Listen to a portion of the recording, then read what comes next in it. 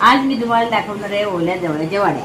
हा मी जवळा घेतलेला आहे, स्वच्छ धुवून घेतलाय, निवडून घेतलाय. 2 चमचे मी बेसन घेतलेलं आहे. 1 चमचा तांदळाचं पीठ घेतलेलं आहे. 10-12 पाकळ्या लसणाचे ठेचून घेतले, त्यात थोडं आलं घेतलेलं आहे. मीठ, हळद आणि तिखट, कोथिंबीर, 2-3 मिरच्या, तळण्यासाठी तेल आणि कालवायला लागेल थोडंसं ते पाणी.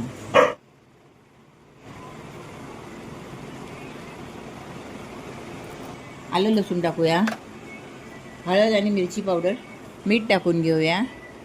आता हे 2 चमचे तांदळाचं पीठ घेतले ते घेऊया आपण. हे बेसन आणि ही कोथिंबीर जरा जास्त टाकली ना का छान लागते. हे आहे मी नंतर टाकते.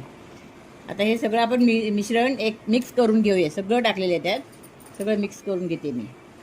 हे बघा, पाणी लागणारच नाही, कारण जवळ्याला पाणी असतं ना. तर मी सगळं पाणी निथळून घेतलेलं आहे. चाळणीत ठेवला होता धुवून मी जवळा. आणि पाणी असलं ना तर मग पीठ ते पातळ होतं, वड्या चांगल्या नाही होत.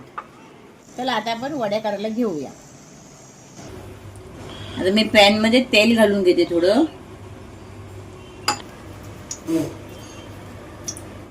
मी हातातच वडा थापते. असं छोटीशी वडी थापलेली आहे आणि अशी टाकून घ्यायची तेलामध्ये. अशा छोट्या छोट्या करायच्या, पातळ. हां, हे बघा, ह्या अशा छोट्या करायच्या. मोठ्या केल्या तरी चालतात, पण छोट्या जरा पटकन होतात ना, शिजतात. आधी टाकलेली वडी उलटून घेते. जरा थोड्याशा झाल्या ना का उलटून घ्यायच्या. तर थोडं तेल टाकून घेते मी.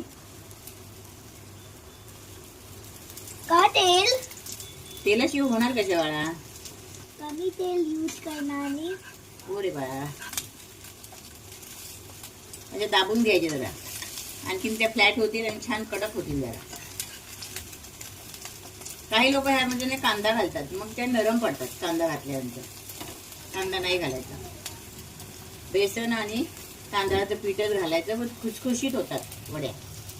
आता वड्या तयार झालेल्या आहेत, मी काढून घेते.